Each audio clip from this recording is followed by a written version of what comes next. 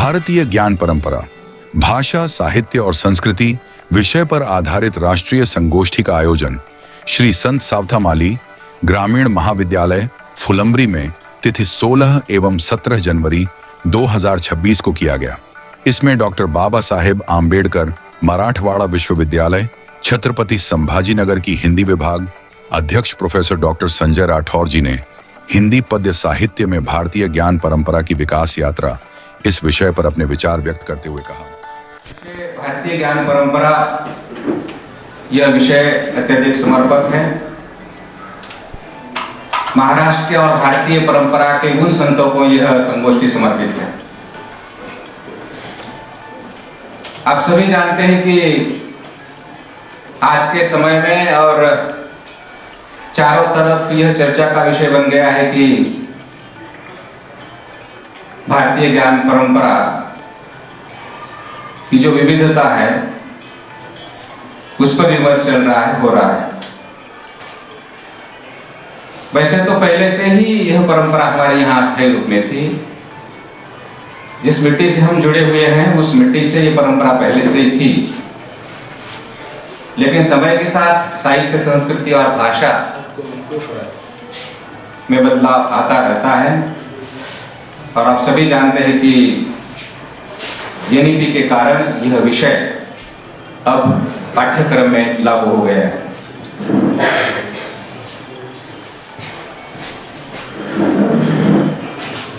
जब हम भारतीय ज्ञान परंपरा की हम चर्चा करते हैं तो उसके मूल में संस्कृति होती है। संस्कृति को व्यक्त करने के लिए उस राष्ट्र का साहित्य होता है और साहित्य को संप्रेषणीय ढंग से ढालने के लिए उसकी भाषा होती है। और यह संगोष्ठी इन तीनों पहलुओं को लेकर आज महत्वपूर्ण रहेगी। यह देश अन्य राष्ट्रों से अलग है, भिन्न है। केवल हम नहीं कह रहे हैं, वैश्विक स्तर का बहुत बड़े राष्ट्र का अध्यक्ष ट्रंप जब हमारे देश की प्रशंसा करता है, हमारे देश के प्रधानमंत्री मोदी जी की कुशल नीति की चर्चा करता है, तो उसका मतलब है कि हमारा देश अन्य राष्ट्रों से अलग है और उसकी पहचान है, उसकी संस्कृति, वहाँ की एकता, वहाँ की भारतीयता, वहाँ की भाषाएं, वहाँ की बोली। इसलिए इस देश में एकता में अनेकता भी है और अनेकता में एकता भी है। और इसी कारण कई संस्कृतियां, कई बोलियां, कई भाषाएं, कई प्रकार के व्यवहार हमें यहाँ दिखाई देते हैं।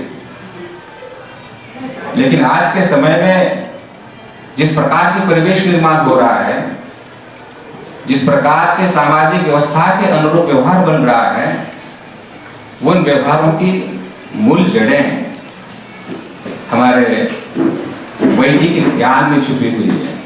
जब हम चर्चा करते हैं तो हमें आदिकाल में जाना पड़ेगा।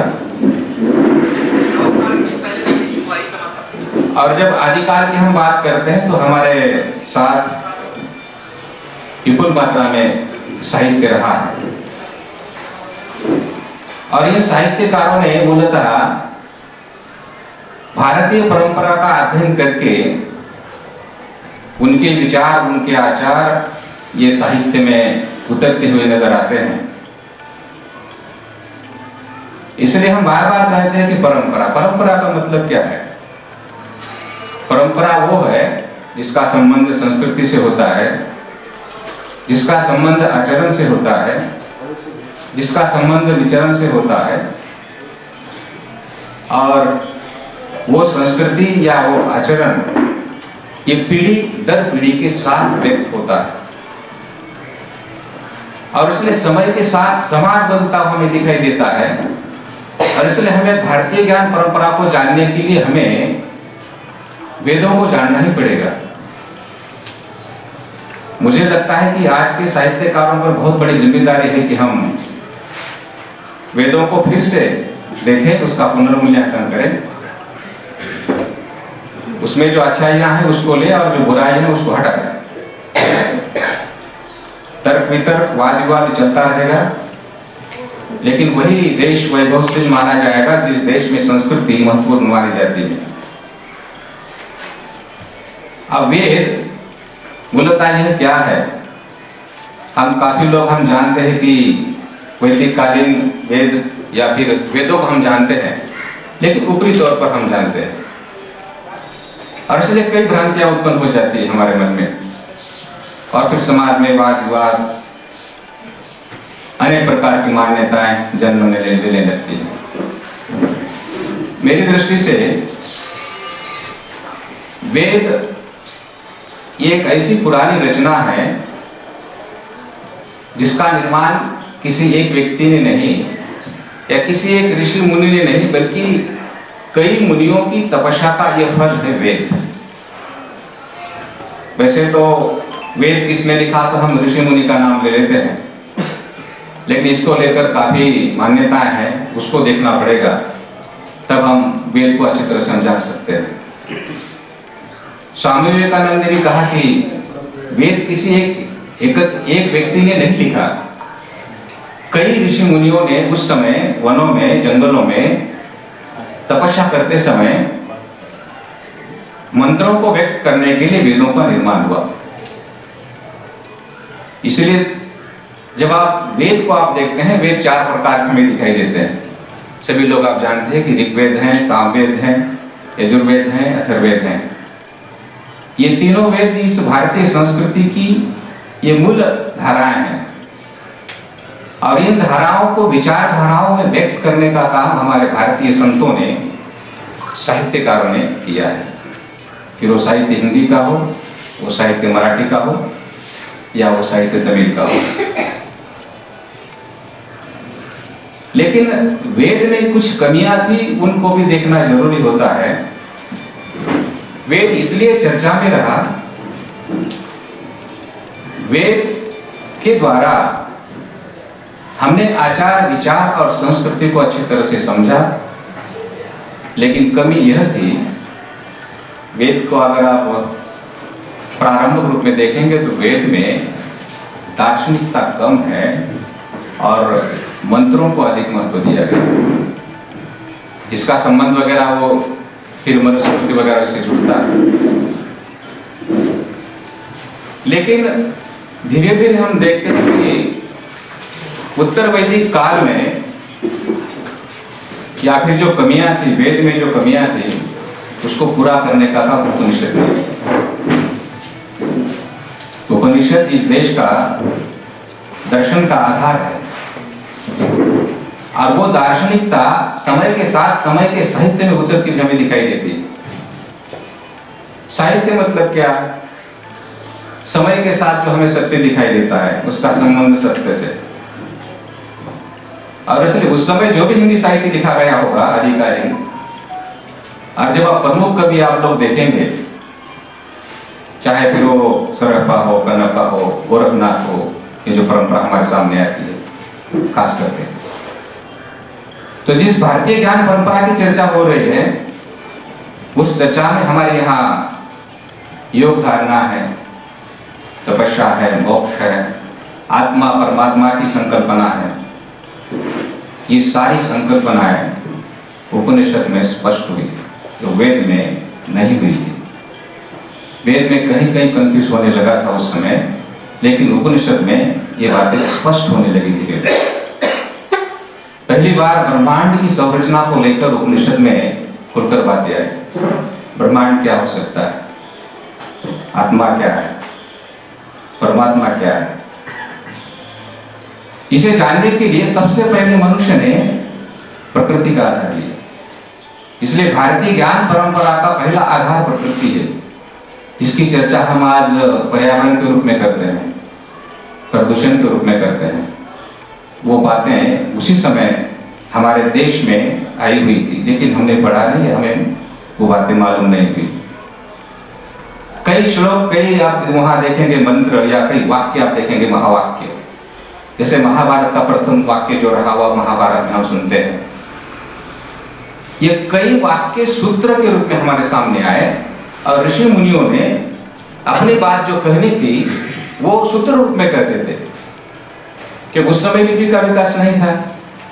लिपि का विकास तो पाणिनि ने बाद में किया जब उसकी आवश्यकता पड़ी, लेकिन उस समय मुख साहित्य यानी मौखिक साहित्य ही अधिक प्रचलन में था। ऋषि मुनियों द्वारा शिष्य को सुनना था और लिखना था। मौखिक परंपरा के द्वारा अधिकतर मंत्र ये प्रयोग में आते थे या उसके माध्यम से उस समाज का आचरण विचरण या योग साधना ये हमारे सामने है। अब उपनिषद के अंतर्गत भी कई बातें हैं, जैसे हम संहिता को जानते हैं, न्याय दर्शन है। न्याय दर्शन में तो ईश्वर को नकारा गया है। उनकी ये धारणा है कि ईश्वर नहीं है, अगर है तो वो दिखाई नहीं देता है या फिर उसकी पूजा कैसी करनी है। उसका एक अच्छा श्लोक है, वाक्य, उसको जब हम देखेंगे तो बातें समझ में आएंगी। लेकिन इस धारणा को स्पष्ट करने के लिए कई ऋषि मुनियों ने एकत्रित आकर उन्होंने ये सोचा कि सृष्टि का संचालन करने वाली कोई न कोई एक शक्ति है। वह शक्ति कौन सी हो सकती है? वो परम शक्ति है। और उस परम सत्ता की खोज में कई ऋषि मुनियों ने ईश्वर के अनेक रूपों को अपनाना शुरू कर दिया। न्याय दर्शन कह रहा था कि ईश्वर नहीं है, और मीमांसा ग्रंथ में ये बात सामने आई कि ईश्वर है, लेकिन वो एक रूप में नहीं है, उसके कई रूप है। जिस निर्गुण की हम बात करते हैं, जिस बात को लेकर बार बार हमारे सामने खड़ा होता है निर्गुणवादी विचारधारा, तो उसकी जड़ें मीमांसा में दिखाई देती है। और शायद हो सकता है कि समय के साथ कोई भी व्यक्ति, कोई लेखक, रचनाकार उस विचार को आगे बढ़ाता है। तो ईश्वर के कई रूप हमारे सामने आए, और हम सभी लोग जानते हैं कि ब्रह्मांड या ईश्वर की विभूति या फिर परम सत्ता को पहचानने के लिए हम अग्नि, जल, आकाश, ऐसे कई घटक हैं, इनको हम देवता मान लेते हैं। और इन रूपों में फिर बाद में पुनर्जन्म की व्याख्या हमारे सामने आई। और हमारी भारतीय ज्ञान परंपरा में हम अवतारवाद पर भरोसा करते हैं। हमारी ये धारणा है कि जन्म का मतलब क्या है, मरने के बाद पुनः जन्म की स्थापना होती है, वह अवतार के रूप में उसको मान लेते हैं। इसलिए हमारी भारतीय ज्ञान परंपरा में ईश्वर एक नहीं है, अनेक देवताओं को हम मानते हैं, उसका पूजन करते हैं। और यहाँ तक हम कहते हैं कि करोड़ों इसमें हम देवताओं की गिनती करते हैं। तो यह एक ऐसी भक्ति साधना निर्माण हुई समन्वित रूप में, जो इस देश में समानता का या समन्वित रूप का एक संदेश देती है। इस रूप में भारतीय ज्ञान ये केवल एनईपी के अनुसार आज चर्चा का विषय नहीं है। ये उस समय तो ज्यादा जो इस पर था, उस समय ये भारतीय ज्ञान परंपरा। लेकिन समय के साथ जैसे परिवर्तन हुआ, वैसे वैसे कई संप्रदाय हमारे सामने आए। और हम जानते हैं, आदिकाल को भी हम जानते हैं। आदिकाल में गोरखनाथ महत्वपूर्ण रहे, जो संप्रदाय को लेकर आए, नाथ संप्रदाय के प्रवर्तक रहे, और पूरे भारत में उसने अपना अलग बजा दिया, और वो एक नई भक्ति हमारे सामने आई। जब हम आदिकाल में प्रवेश करते हैं, तो आदिकाल में हठ योग या योग साधना का महत्व धीरे धीरे बढ़ रहा था।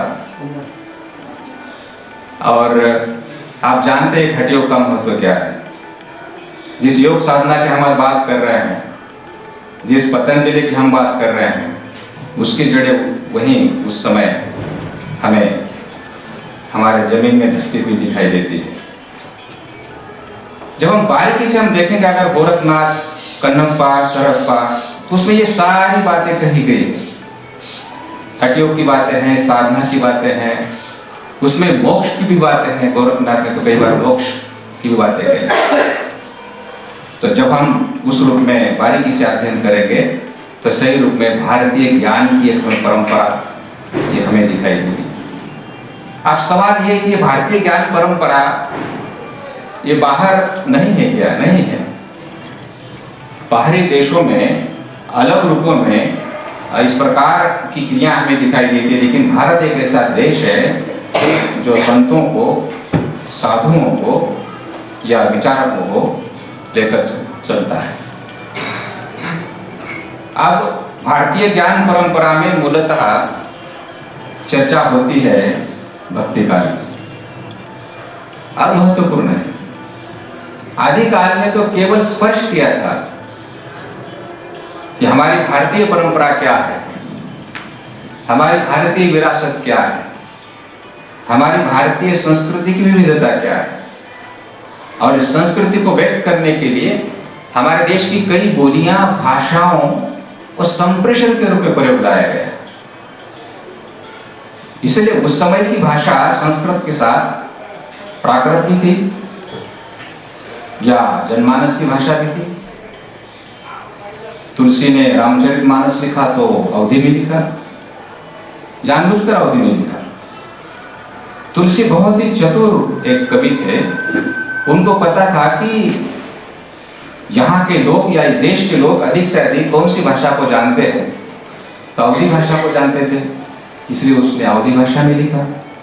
उनको यह भी पता था कि रामचरितमानस महाकाव्य ये किसी एक व्यक्ति का नहीं, ये पूरे देश का ये महाकाव्य बनेगा। और जिस राम को उन्होंने उसमें रखा, वो राम इस देश के आध्यात्मिकता का आधार तो था भी, साथ ही साथ इस देश का एक कुशल नेतृत्व करने वाला व्यक्ति कैसा हो, उस देश की सत्ता कैसी हो, उस देश का परिवार कैसा हो, उस देश के परिवार के घर में रिश्ते कैसे हो, एक अच्छा भाई कैसा हो, भरत जैसा हो या लक्ष्मण जैसा हो, एक आदर्श पत्नी सीता जैसी हो, एक कुशल सेवक हनुमान जैसा हो। अब इस सारी बातें अगर रामचरितमानस में एक चरित्र के माध्यम से अगर उत्पन्न होती है तो मनुष्य को जीने के लिए क्या चाहिए? एक अच्छा इंसान बनने के लिए ये सारी विशेषताएं होनी चाहिए, ये गुण होने चाहिए। ये सारी विशेषताएं हमें रामचरितमानस में दिखाई देती हैं। इसलिए रामचरितमानस ये भारत का ही नहीं, आज पूरे विश्व का ये ग्रंथ महत्वपूर्ण ग्रंथ बन गया है। एक ऐसा महाकाव्य है जो लोक कल्याण को लेकर हमारे सामने आया। यह ऐसा महाकाव्य है जो हमारी मिट्टी में पैदा हुए जो लोग थे, इन लोगों की नीति, इन लोगों का आचरण, उन लोगों की रहन सहन की प्रवृत्तियां, ये सारी चीजें रामचरितमानस में छिपी हुई थी। कई खंडों में लिखा गया।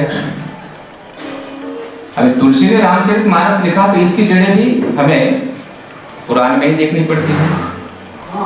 जैसे महाभारत को आप जानते हैं, मतलब वाल्मीकि ने रामायण लिखा, उसकी भी चर्चा अधिक होनी चाहिए।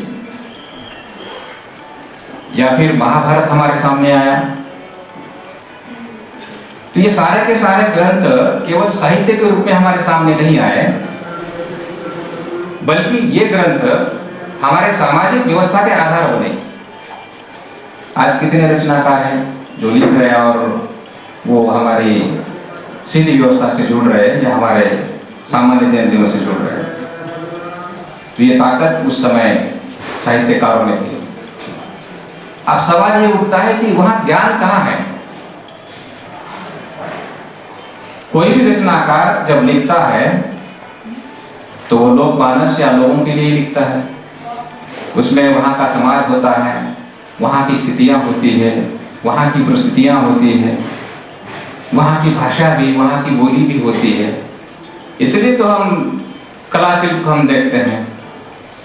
और साहित्य ने भाव और कला दोनों दृष्टि से भारतीय ज्ञान परंपरा को आगे बढ़ाया। इसलिए हमारी भारतीय ज्ञान परंपरा ये हमारी विरासत है। एक समृद्ध परंपरा है, जिस परंपरा को आगे बढ़ाने में भक्ति काल ये सामने आया। भक्ति काल में भारतीय ज्ञान परंपरा अत्यधिक रूप में विकसित होती हुई दिखाई देती है। आप सभी जानते हैं कि भक्ति आंदोलन सबसे पहले दक्षिण भारत से शुरू हुआ और धीरे धीरे वो पूरे भारत में फैल गया। और उत्तर भारतीय संत परंपरा को जब हम देखते हैं तो फिर हमारे सामने एक से बढ़कर एक कवि आते हैं। उसमें कबीर भी हैं, तुलसी हैं, या फिर कई ऐसे संत हैं। इस देश को एक अहिंसा का संदेश सिखाया। ऐसे गुरु नानक भी पंजाब की धरती से सामने आए, जिसने गुरुवाणी को लेकर एक नया संदेश दिया। महाराष्ट्र के नामदेव, उसको भी उसने उसमें समाहित किया। महाराष्ट्र का एक संत अगर पंजाब की भूमि के संतों में जाकर अपना संदेश देता है तो इससे और बड़ी बात कौन सी हो सकती है। मैंने पहले कहा कि एक ऐसा देश है जहां विविधता में एकता है और एकता में विविधता है, तो ये विविधता हमें दिखाई देती है। लेकिन विशेष रूप से भारतीय ज्ञान परंपरा के रूप में भक्ति काल में दो विचारधाराएं हमें अधिक प्रभावित करती है। संप्रेषण की दृष्टि से, कुशलता की दृष्टि से। जैसे हम तनाव प्रबंधन की हम बात करते हैं, हम जैसे विषमता की हम बात करते हैं, इन बातों को बहुत ही कलात्मक ढंग से इन लोगों ने रखा।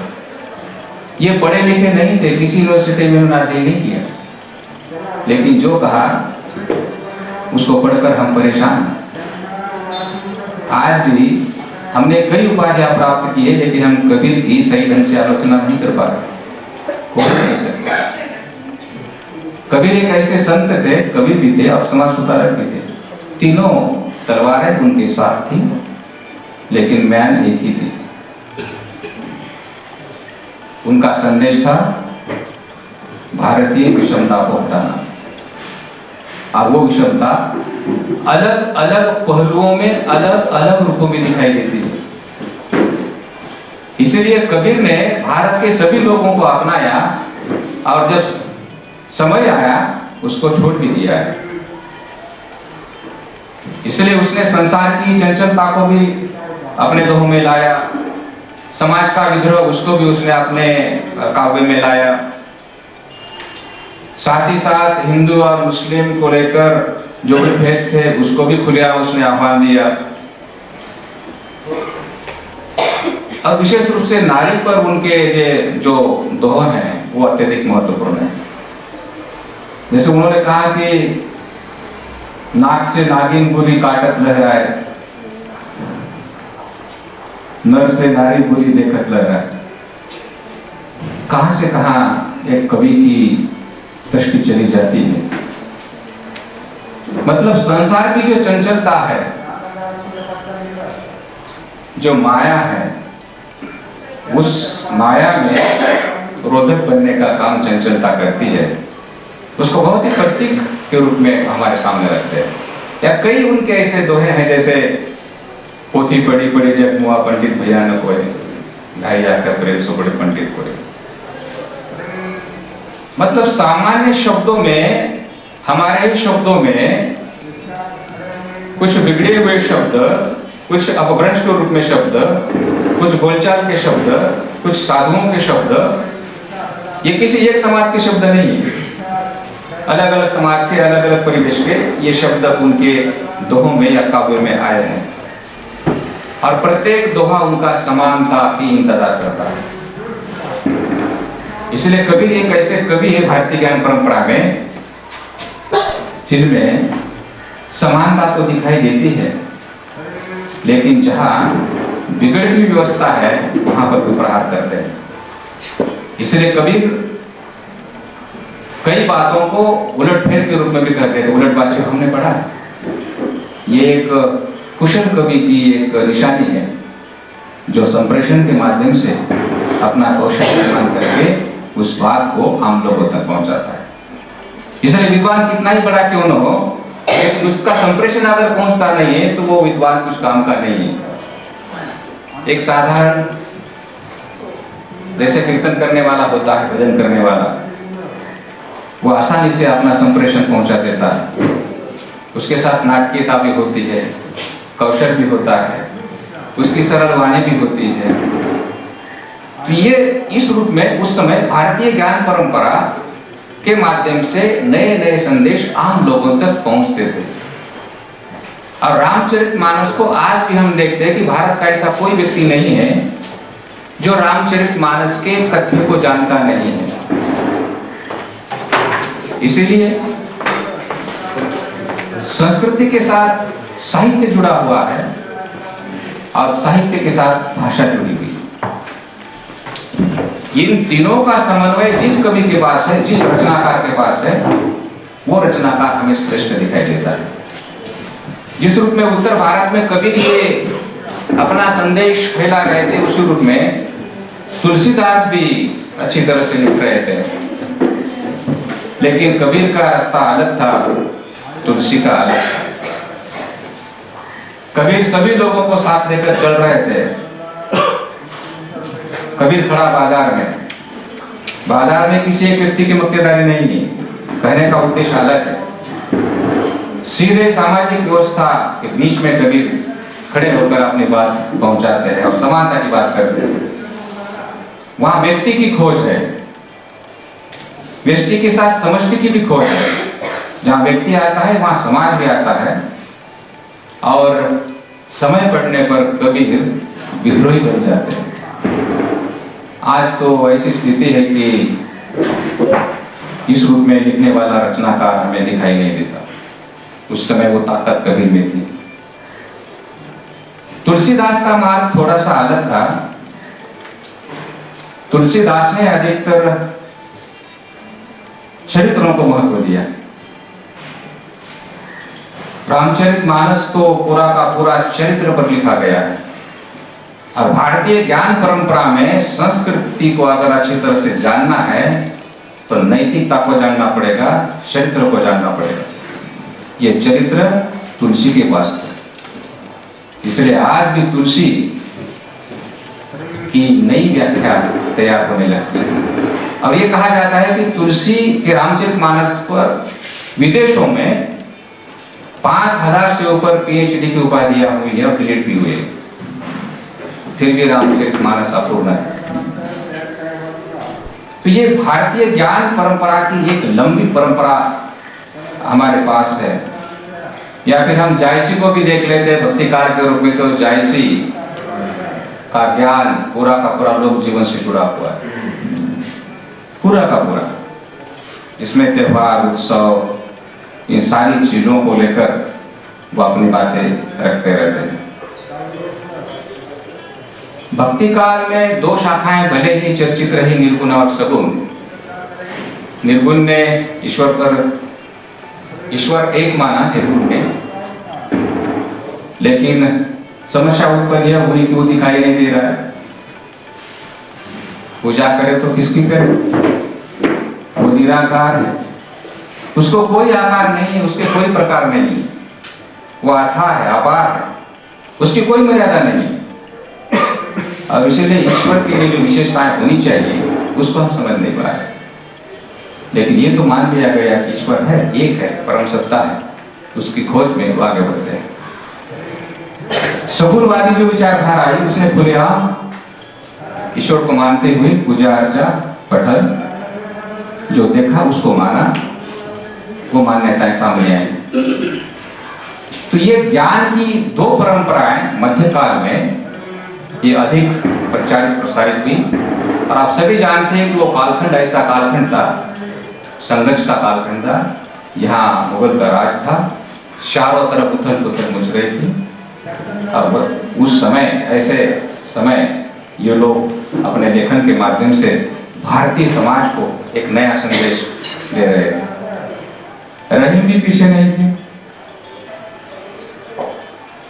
या फिर जैसे उसमें रीतिकाल वगैरह हम देखते थे, रीतिकाल में एक नई सौंदर्यवादी आलोचना हमें मिली भारतीय ज्ञान परंपरा में।